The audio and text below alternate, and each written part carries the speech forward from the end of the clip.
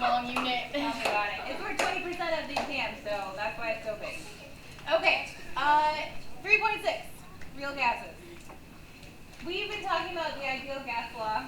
We've been using PV equals nRT. We've been talking about how gases interact and how the pressure and volumes relate and how the volumes and temperatures relate and all that fun stuff. Well, that's not real life because not all the time do gases act like that. So we have to talk about what is kind of real life. An ideal gas is a hypothetical concept. No gas exactly follows the ideal gas law, although many gases come very close at low pressures and or high temperatures. So the only way for a gas to behave ideally is if you are at a very low pressure or a very high temperature.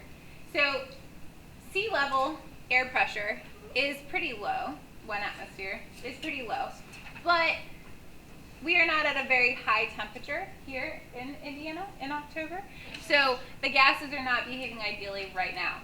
In order for it to behave ideally, we would have to really heat up our gases. Because of this, the ideal gas behavior can best be thought of as the behavior approached by real gases under certain conditions.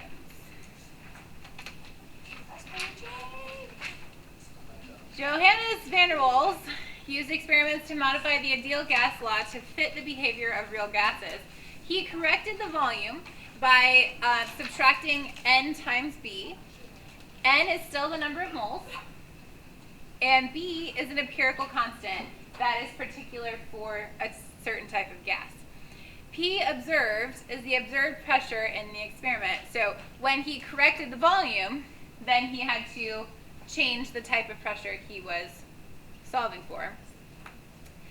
And the correction for the pressure, observed pressure, depends on the concentration of gas molecules. So A is a proportionality constant that can be determined by observing the actual behavior.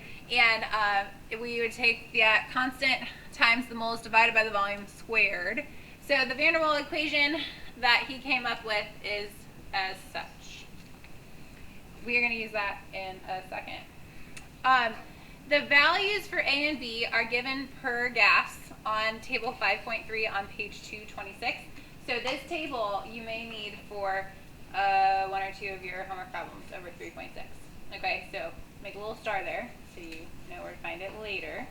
But for now, I just have them written down for example 11, so I'm just going to give them to you. On the AP exam, I don't think you actually have to use this equation, but you would have to know what the difference is between a real gas and an ideal gas. So, yeah. Okay, so calculate the pressure exerted by 0.75 moles of krypton gas in a 1 liter container at 25 degrees Celsius using the van der Waals equation. So, what are we going to solve for? Pressure. So this is that P observed because we're using that big equation. Okay. We know that the moles are 0.750 for N. We know that it's a 1 liter container. That's volume. And we know that the temperature is 25 degrees Celsius, which is how much Kelvin?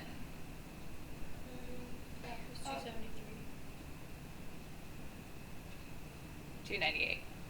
Yeah, that plus 273 is 298. Yep. Okay. Now, the other things that we need for the equation, which is right up above in your note packet, so I'm not going to write it down. We need the A and the B. We need the proportionality constant, and we need the empirical constant. So the way that you're going to do this, if you have one of these on the homework, is you would look up on the table what are the A and B for krypton gas. So it's particular for each different type of gas. Okay. So for krypton, the A is 2.32 and B is 0.0398. Okay, so then now, I think this is one of the reasons why it's not on the AP exam. We just have to solve it according to order of operations and get the right answer by plugging everything in. Okay, so P observed is the moles times R times temperature in Kelvin divided by the volume minus the moles times the B value. And all of this, you subtract from it A, which is 2.32, times the moles, and now I'm running out of room. I don't think your room will read that, so let me change my pen color to black. The moles over the volume squared. Yeah. So the pressure, observed pressure, is equal to this minus that. So if somebody wants to tell me the first thing, and somebody wants to do the second part, and then we'll subtract after we find those two numbers.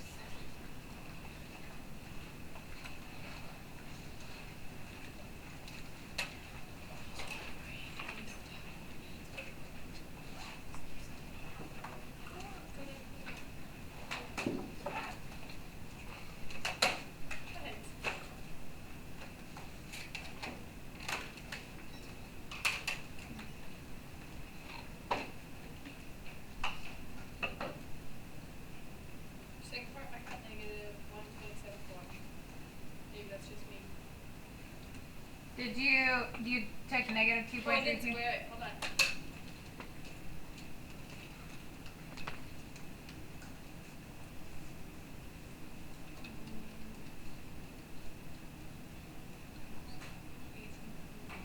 $18.9 for this one? Yeah. The second one I got negative 1.305. 1.305? Yeah. Okay. And then did anybody else try the beginning? Hold on, I'm done. I got 18.31. 18 point something is there.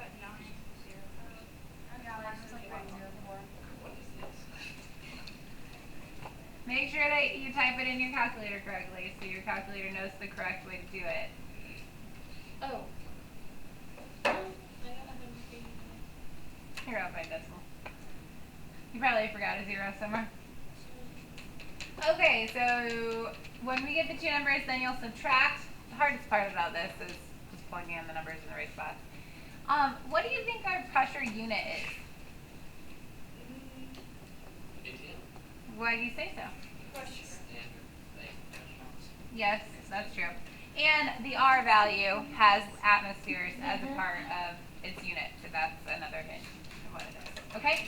So the hardest part with this equation would be solving for it, but it just relates, it shows how it's not always as simple as PV equals nRT. It has to be a little bit more involved sometimes, and so we're throwing in those constants to get there. Okay. If you have questions about that, ask me later. All right, last but not least, some characteristics of several real gases. Looking at the graph, the PV over nRT, the y-axis, is known as compressibility. So if a gas is compressible, that means that the molecules will get closer together and it's more likely to form a liquid or a gas, or a liquid or a solid. But when they're not so compressible, then that means that the molecules will stay in the gas phase. So when plotted versus the pressure, notice the linear graph for hydrogen. So hydrogen is the one that is just straight, okay? And then every other gas on there dips. The larger the dip in the graph suggests the stronger the intermolecular forces among the gas molecules of that gas. So the least amount of dip is the H2. So that means that the H2 has the smallest or the weakest ion forces. And then the biggest dip is this yellow line right here. And that, I think, is supposed to be the CO2. So that tells us that the carbon dioxide has the strongest out of all of the intermolecular forces there. Does anybody want to take a guess? If you had just gases of these by themselves, no intermingling, what type of intermolecular forces would pull these together? Gravity is it? That is not an option. LDF is correct because they're all nonpolar. They all, even though there's hydrogen involved, this is nonpolar, so it wouldn't have hydrogen bonding. Same with this one. And the H2, in order for it to be dipole or hydrogen bonding, it has to be with bonding to an oxygen, a nitrogen, a chlorine, or a fluorine, right? But so this makes sense in the real world because have you ever seen a solid form of any one of these? Yeah. Which one? You have in chemistry class. Yep. The CO2. CO2 is also known as dry ice when it's in solid form. Have you guys ever seen that before? Yes. So it makes sense that dry ice or CO2 has the strongest intermolecular force because that's the only one in that we've ever been able to see as a solid. So that makes sense that it'll be able to be more compressed to make a solid versus all of the other ones you can't make a solid. Nitrogen can be cooled down and made into a liquid, but we're never going to see solid, just nitrogen by itself. And when it is a liquid, it evaporates very, very quickly. And then this is methane gas. This one is CH4 methane and hydrogen gas. So that's just a little thoughts about it behind